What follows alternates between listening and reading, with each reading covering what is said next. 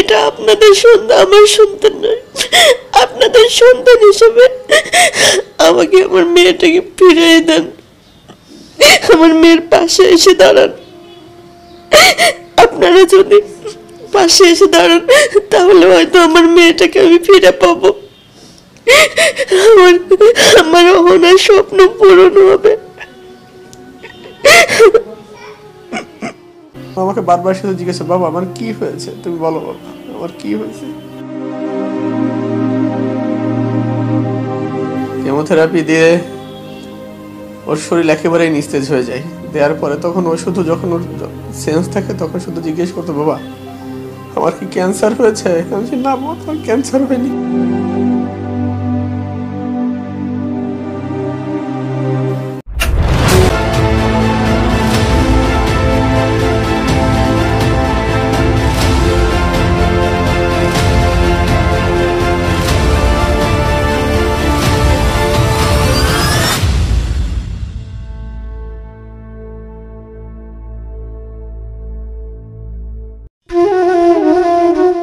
দুরন্তপনায় পুরো পরিবারকে যে মাতিয়ে রাখত, ধীরে ধীরে জীবন প্রদীপ নিভে যাচ্ছে তার। মা আমাকে বাসায় নিয়ে যাও, আমাকে তুমি বাসায় নিয়ে যাও, আমি সুস্থ হয়ে গেছি।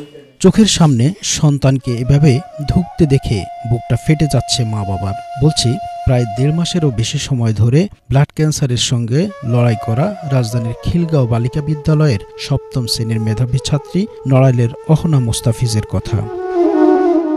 প্রাণবন্ত 14 বছর বয়সে যেমনটা হয়, প্রাণচঞ্চল, মিশুক আর মায়াভরা মিষ্টি এক মেয়ে।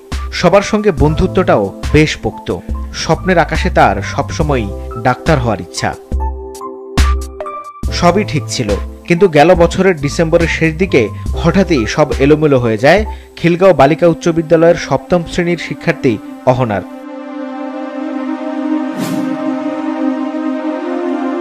স্কুল থেকে বাসা সবখানেই ছিল যার দুরন্তপনা।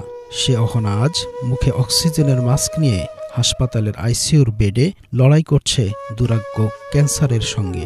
একবার খানিকটা স্মৃতি ফিরছে, ফের হারাচ্ছে। জ্ঞান ফিরলেই খানিক সময়ের জন্য আপনজনদের চোখের দিকে ফ্যালফ্যাল করে তাকিয়ে থাকছে সে। ডেঙ্গু শনাক্ত হওয়ার পর শুরু হয় নানা জটিলতা। পরীক্ষা নিরীক্ষা শেষে ডাক্তার জানান শরীরে বাসা বেঁধেছে মারণ ব্যাধি ব্লাড ক্যান্সার। সেই থেকে স্তব্ধ পুরো পরিবার। অহনার চিকিৎসায় প্রতিদিন খরচ হচ্ছে লাখ টাকারও বেশি। চিকিৎসা চালাতে গিয়ে সচ্ছল বাবা এখন সর্বশান্ত। চোখের সামনে সন্তানের এমন পরিস্থিতি কোন বাবা মায়েরই বা সহ্য হয়? মেয়েকে বাঁচাতে তাই সবার কাছে সহযোগিতা চাইলেন বাবা। তোর চিকিৎসা এতটা ব্যয়বহুল, এত বেশি ব্যয়বহুল যে আসলে মানুষের সাহায্য ছাড়া, মানুষের সহযোগিতা ছাড়া আমাদের একদিন হসপিটালে টিকে থাকার মতো কোনো অবস্থা এই মুহূর্তে নেই। আর বাকি দিনগুলো আসলে কি হতে যাচ্ছে বা কি হবে আমাদের জানা নেই।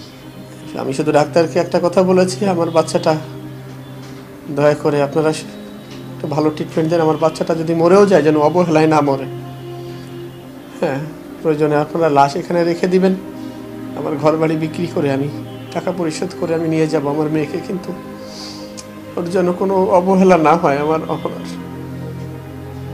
তবে আসলে এই মুহূর্তে আমাদের এই চিকিৎসা চালিয়ে সামনের দিকে নেওয়ার মতো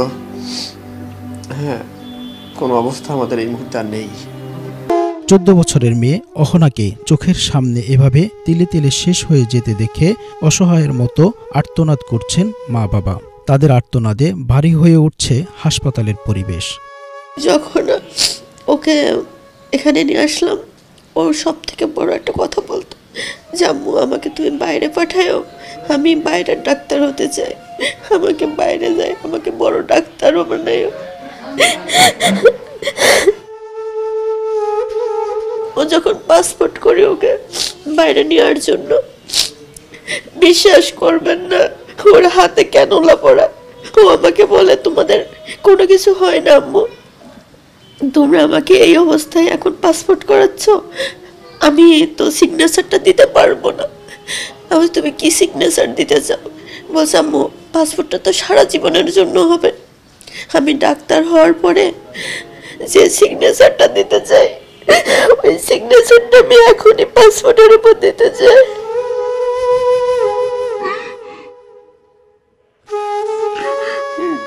ওইরকম আসলে বোঝার মতো কোনো উপায় ছিল না যে ওর শরীরে এত বড় অসুখ হচ্ছে বা এরকম খারাপ দিকে যাবে বা যেতে পারে। আমাকে বারবার শুধু জিজ্ঞেস, বাবা আমার কি হয়েছে, তুমি বলো বাবা আমার কি হয়েছে। ক্যাটারিং ব্যবসা করে পরিবার নিয়ে বেশ সচ্ছল ছিলেন অহনার বাবা গাজী মুস্তাফিজুর রহমান সোহাগ। কিন্তু ডিসেম্বর থেকে একমাত্র মেয়ের চিকিৎসার ব্যয় মেটাতে এরই মধ্যে হারিয়েছেন তিলে তিলে গড়া সবকিছু। আপাতত এক ছেলে আর বউকে নিয়ে ঠাঁই হয়েছে বড় বোনের বাসায়। আমার চুল যেন আরো বড় হয়, আমার চুল যেন মাথা থেকে না পড়ে। কিন্তু তার 2-3 দিন পরে ওর মাথায় যখন ও নিজে হাত দিছে, কেমোথেরাপি নেওয়ার পরে হাত দেওয়ার পরে ওই মাথার চুল সব উঠে আসছিল। ওইটা দেখে আর ওটা নিতে পারেনি, তখন হাওমাও করে কান্নাকাটি। আমার মেয়েটা সেই দিন থেকেই ও মানসিক ভারসাম্য অনেকটা হারাই ফেলে। তারপরে আর ভালো করে আমাদের সাথে তার কথা বলেনি। বারবার বলতেছিল একটা কথা, বাবা আমি তোমাকে খুব ভালোবাসি বাবা। ডাক্তার যেটা আমাদেরকে সাজেস্ট করেন যে ওর ট্রিটমেন্ট হচ্ছে কেমোথেরাপি, এর বিকল্প কোনো কিছু নেই। তো তারপরে একটা সময় ওকে বন মেরু করানো হয়। বন মেরু করানোর পরে ওর রিপোর্টটা আসে, তখন একদম আমরা 100% কনফার্ম হই যে ওর ব্লাড ক্যান্সার।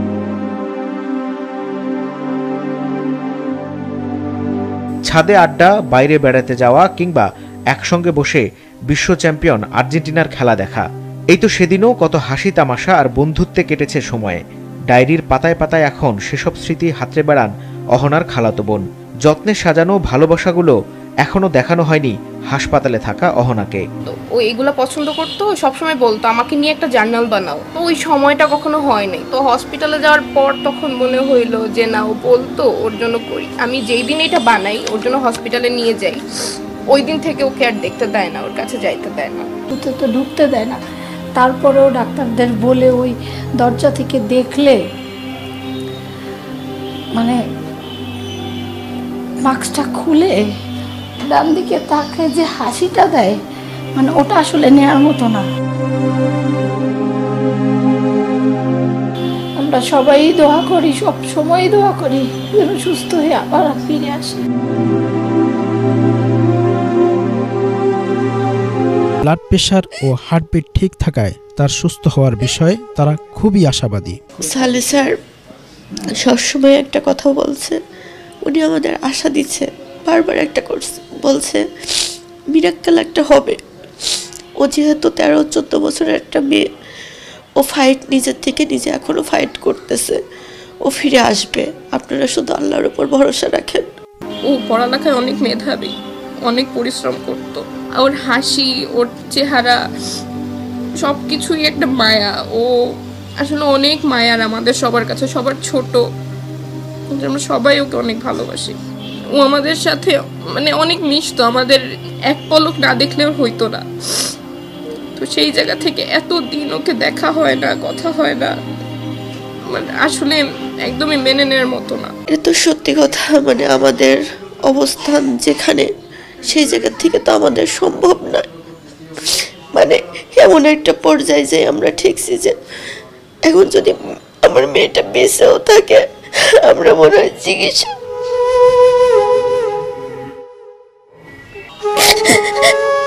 খরচটা আমরা এখন বহন করতে পারতেছি না। এখন বেঁচে থাকলে ওকে আমার